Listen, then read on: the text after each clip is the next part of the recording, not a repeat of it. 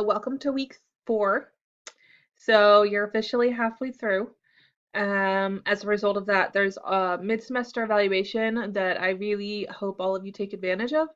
It gives us some insight, us being the professors teaching this course, about what we could do to make the rest of this semester a little bit more beneficial for you. So please click on that and just let me know your thoughts. It asks you just generally about your experience in the program and in this course and with me. So I definitely take that feedback very seriously. I've changed a lot of things based on what the feedback is, so please, if you could, take the time to do that. Now, there's no PowerPoint this week for my little lecture here, partially because you have a lot of readings to do. And so I kind of just wanted to go through some of the general topics, some insight about how I think getting through this week can fare easier than others. Also, because I'm sick, so if you hear me coughing, there's that. And I guess that's the benefit to online classes is you have no chance of getting all of this. So no laughing, Rebecca. Okay, so first, mid-semester evaluation, check. That's something you should consider. You should also know that there's a dyad meeting and a small group. There's also the expectation that you will be going to try out the talking papers exercise. And so that is something that's through the videos you'll see. Jen Cullen, who is one of the assistant directors for the MSW program, she does a role play of a talking papers exercise, but we ask you guys to try it out.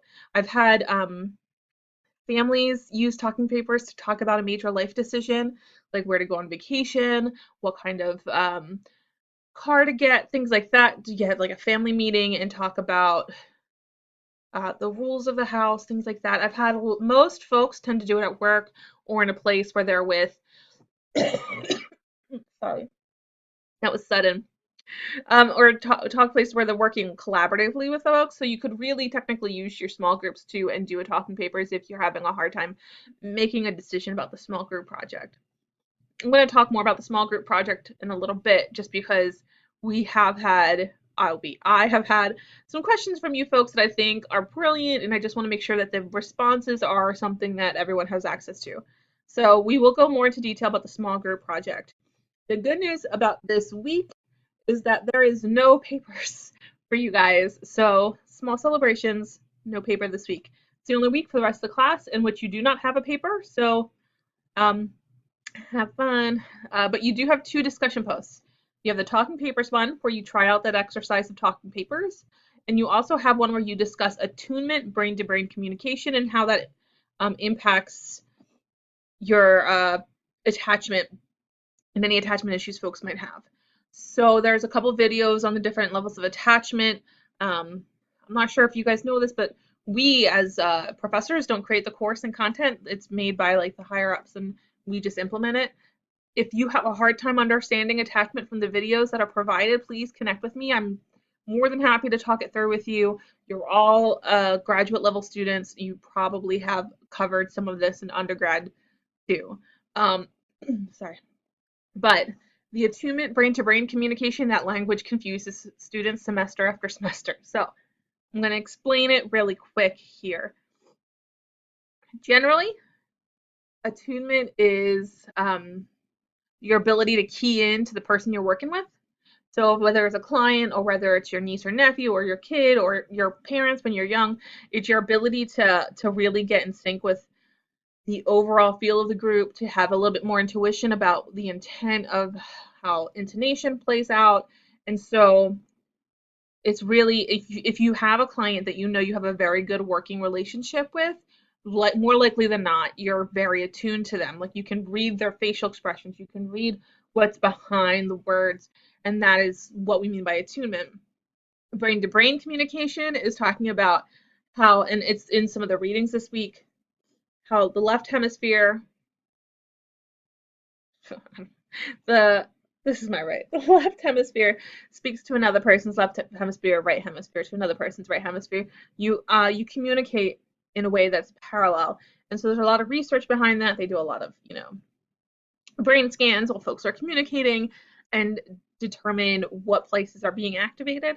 And so, how does that dynamic of, um, so if I'm working with you on a very like artistic, abstract kind of way, how does that play out if you're a very concrete, literal type of thinker? How does that impact attunement? And how does that dynamic of a relationship impact attachment? So let's say you have a child who you have very poor attunement with. You're not able to display messages clearly between each other's minds, and how is that going to impact that child's ability to, really attach to you as a parent? Now, the reason why a lot of folks get kind of hung up is because a lot of the language is weird. Brain to brain communication can mean a number of things. Um, Attunement can mean a number of things, and so uh, just if you have any questions about it, please let me know. But it's mostly in your readings this week. This week you do have a fair number of readings. I think all of them are great. Personally, I like them all, but I really enjoy um, the leadership that gets results article, specifically if you're working in a place where you are in a leadership role or you're administrative, or you have the ability to influence the people around you. It's a really good toolkit as far as what types of skills helps you to establish a different style that particular opportunity requires. And the biggest message that I get from that reading and that I want you guys to walk away from is that you shouldn't have one leadership style. Certainly, you're going to have like your go-to, your that resonates the most with who you are as a person and specifically at work. And so, like, I'm technically going to be really collaborative. I'm going to be really relationship focused. But there are certain situations in which you have to be a different type of leader. And so it really helps you put on those different hats. So that reading I enjoy. Additionally, you have the Poulin reading. Poulin's chapter 5, it has a lot of different skills in there. It's kind of like a beginner's kit of all these different strategies you can use. You can also pull from this reading for your group project, which we'll talk about later. Parenting from the inside out, I think, if I'm going to be honest, it's a little bit mismatched because we're obviously not always working with kids and not all of us are parents. But if you read it with the lens of how to establish a relationship with your clients, it begins to make a lot more sense. So that is usually the caveat I say about that reading. And then with the Toll reading, I actually really love the Toll reading. I think there's some very specific takeaways that can be really life changing, and a lot of it is around the ego and making sure you can keep your ego in check enough to empathize with another person. And so Toll really kind of walks you through that, but in a very new age way. So go into that reading knowing it's going to feel a little hokey, um, but it has a lot of strengths and it does a lot of good to think of life in a way that you can be more flexible and acknowledge your insecurities and how they're playing out in your relationships, as well as other people's insecurities playing out in your relationship with them. So yes, I genuinely recommend all the readings this week. I realize it's required, but certainly some are more, I think, beneficial than others, and this week has a lot of good ones. So the biggest question I've gotten from small groups is how to choose a strategy for your role play. Just so you know, the role play should be one role play in which all the members play a specific character. You guys should have one central conflict and then go through two different strategies in the role play to kind of work through that conflict. That's not to say, like, if you're doing a group therapy session or something, or a couples therapy or family therapy, that's not to say that you should walk away with the problem solved. It's going to be just like in therapy. That's not going to happen in one sitting. Um, so don't feel like you have to solve everything, but you do have to exercise some of the strategies and show that you have an effective use of that skill. So, I've been asked what are the strategies, and that's a very good question. There is no exhaustive list of these strategies. There is strategies strewn throughout the class. So, like I said, the pull-in reading this week has a ton of them in there. So they go a little bit into motivational interviewing, solutions-focused approaches. All of those things can help in these types of conflict. Certainly, good strategies to consider for your role play are the common ground practice we'll practice next week, the talking papers practice we'll practice this week, and also the nonviolent communication we discussed last week. Those are 3 strategies that are definitely ones contenders that you can use. But as you go through, you'll find other things that are going to be pretty beneficial as far as what to use in your social work lives. So another question I've gotten about small groups is about the topic of your role play. It should, and I want to emphasize this because I'm a big pusher of it, it should represent oppression in some kind of way.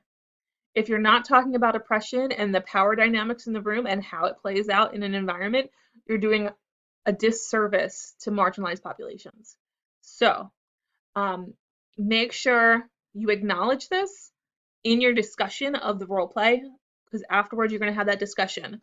Your discussion is going to go over 2 things. One, sorry, I feel miserable.